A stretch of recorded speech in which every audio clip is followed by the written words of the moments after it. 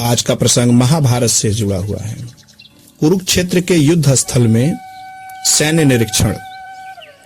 धृतराष्ट्र ने कहा, हे संजय, धर्म भूमि कुरुक्षेत्र में युद्ध की इच्छा से एकत्र हुए मेरे तथा पांडु के पुत्रों ने क्या किया?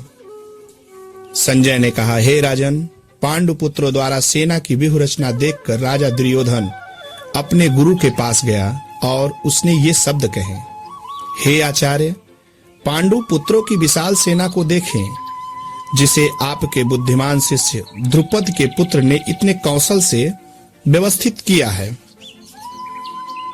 इस सेना में भीम तथा अर्जुन के समान युद्ध करने वाले अनेक वीर धनुर्धर हैं, यथा महारथी, युयुधान, विराट तथा द्रुपद।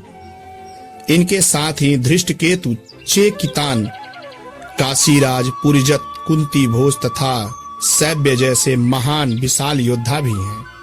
पराक्रमी युद्धामान्य, अत्यंत शक्तिशाली उत्तम मौजा, सुभद्रा का पुत्र तथा द्रौपदी के पुत्र, ये सभी महारथी हैं।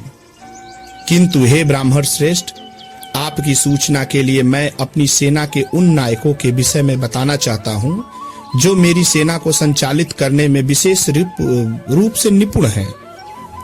मेरी सेना में स्वयं आप, भीष्म, कर्ण, कृपाचार्य, अश्वत्थामा, विकर्ण तथा सोमदत्त का पुत्र भूरिश्रवा आदि हैं, जो युद्ध में सदैव विजयी रहे हैं।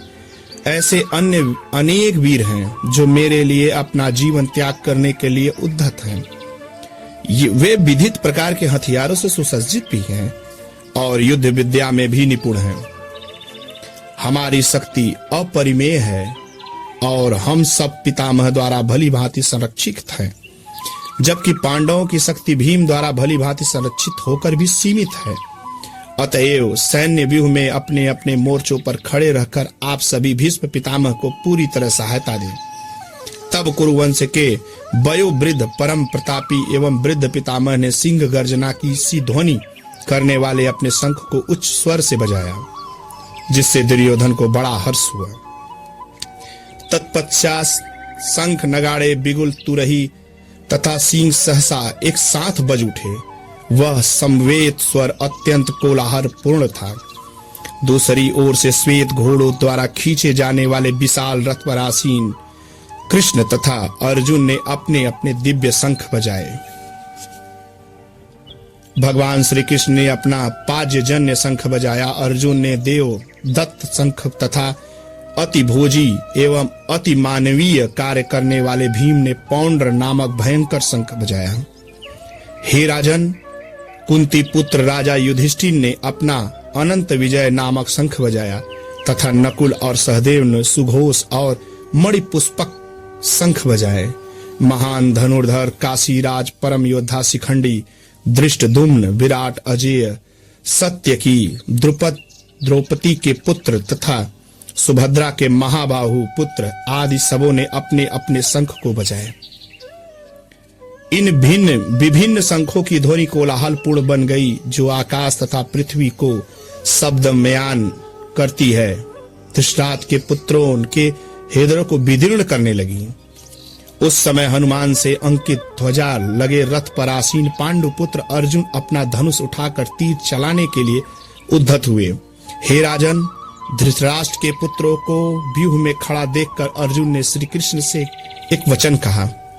अर्जुन ने कहा, हे अच्युत, हे माधव, कृपा करके मेरा रथ दोनों सेनाओं के बीच ले चलें, जिसमें मैं यहाँ उपस्थित युद्ध की अभिलाषा रखने वालों को और शस्त्रों की इस महान परीक्षा में जिनसे मुझे संघर्ष करना है, मैं उन्हें ठीक से देख सकूं।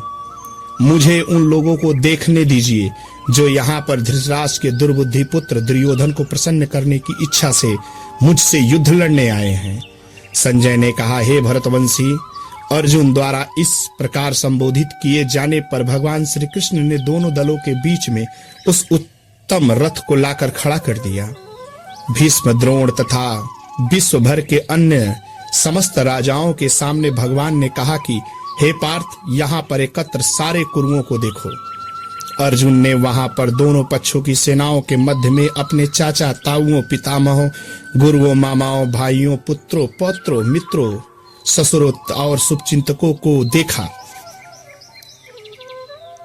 जब कुंती पुत्र अर्जुन ने मित्रों तथा संबंधियों की इन विभिन्न श्रेणियों को देखा तो वह करुणा से अभिभूत हो गए और इस प्रकार बोला। अर्जुन ने कहा, हे माधव, इस प्रकार युद्ध की इच्छा रखने वाले अपने मित्रों तथा संबंधियों को अपने समक्ष उपस्थित देखकर मेरे शरीर के अंग कांप रहे हैं और मेरा मुंह सूखा जा रहा है। मेरा सारा शरीर कांप रहा है, मेरे रोंगटे खड़े हो रहे हैं, मेरा गांडीव धनुष मेरे हाथ से सरक रहा है और मेरी पूरी त्वचा जल रही है। मैं यहाँ अब और अधिक खड़ा रहने में असमर्थ हूँ। मैं अपनों को भूल रहा हूँ और मेरा सिर चकरा रहा है। हे कृष्ण, हे माधव, मुझे तो केवल अमंगल के कारण ही दिख रहे हैं। हे कृष्ण, इस युद्ध में अपने ही स्वजनों का वध करने से न तो मुझे कोई अच्छाई दिखती है और न मैं उससे किसी प्रकार की विजय, राज्य या सुख की इच्छा रखता हूँ। हे गोविंद, हमें राज्य, सुख अथवा इस जीवन से क्या लाभ है, क्योंकि जिन सारे लोगों के लिए हम उन्हें चाहते हैं वे ही इस युद्ध भूमि में खड़े हैं। हे मधुसूदन, जब गुरुजन, पितृगण, पुत्रगण, पितामह, मामा, ससुर, पौत्रगण, साले तथा अन्य सारे संबंधी अपना अपना धन एवं प्राण देने के लिए तत्पर हैं और मेरे समक्ष खड़े हैं, तो फिर मैं इन सबको क्यों मारना चाहूंगा, भले ही वे मुझे क्यों न मार डालें। हे जीवों के पालकहार, मैं इन सबों से लड़ने को तैयार नहीं, भले ही बदले में मुझे तीनों लोग क्यों न मिल जाएं। इस पृथ्वी की तो बात ही छोड़ दो, भला धृतराष्ट्र के पुत्रों को मारकर हमें कौन सी प्रसन्नता होगी। यदि हम ऐसे आतताइयों का वध करते हैं तो हम पर पाप चढ़ेगा, अतः यह उचित नहीं होगा कि हम धृतराष्ट्र के पुत्रों तथा उनके मित्रों का वध करें। हे लक्ष्मीपति कृष्ण, इससे हमें क्या लाभ होगा और अपने ही कुटुंबियों को मारकर हम किस प्रकार की सुख को चाहते हैं। हे जनार्दन, यद्यपि लोग से अभिभूत चित्त वाले ये लोग अपने परिवार को मारने या अपने मित्रों से द्रोह करने में कोई दोष नहीं देखते, किंतु हम लोग जो परिवार के विनष्ट करने में अपराध देख सकते हैं, ऐसे पाप कर्मों में क्यों प्रवृत्ति हो। कुल का नाश होने पर सनातन कुल परंपरा नष्ट हो जाती है और इस तरह शेष कुल भी अधर्म की प्रवृत्ति हो जाती है। हे कृष्ण, जब कुल में अधर्म प्रमुख हो जाता है तो कुल की स्त्रियां दूषित हो जाती हैं और स्त्रीत्व के पतन से ही वृषणवंशी अवांछित संतानें प्राप्त होती हैं। अवांछित संतानों की वृद्धि से निश्चय ही परिवार के लिए तथा पारिवारिक परंपरा को विनिष्ट करने वालों के लिए नारकीय जीवन उत्पन्न होता है। ऐसे पतित कुलों के पुरखे पितर लोग गिर जाते हैं, क्योंकि उन्हें जल तथा पिंड दान देने की क्रियाएं समाप्त हो जाती हैं। जो कुल परंपरा को विनष्ट करते हैं और इस तरह अवांछित संतानों को जन्म देते हैं, उनके दुष्कर्मों से समस्त प्रकार की सामुदायिक योजनाएं तथा पारिवारिक कल्याण कार्य विनष्ट हो जाते हैं। हे प्रजापालक कृष्ण, हे माधव, मैंने गुरु परंपरा से सुना है कि जो लोग कुल धर्म का विनाश करते हैं वे सदैव नरक के वासी होते हैं। ओह, कितने आश्चर्य की बात है कि हम सब जघन्य पाप कर्म करने के लिए उद्धत हो रहे हैं। राज्य सुख भोगने की इच्छा से प्रेरित होकर हम अपने ही संबंधियों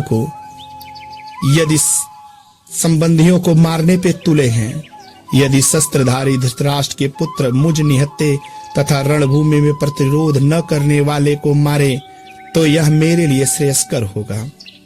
संजय ने कहा, युद्ध भूमि में इस प्रकार कहकर अर्जुन ने अपना धनुष तथा बाण एक ओर रख दिया और शोक संपत्त होकर चित्त से रथ के आसन पर बैठ गए।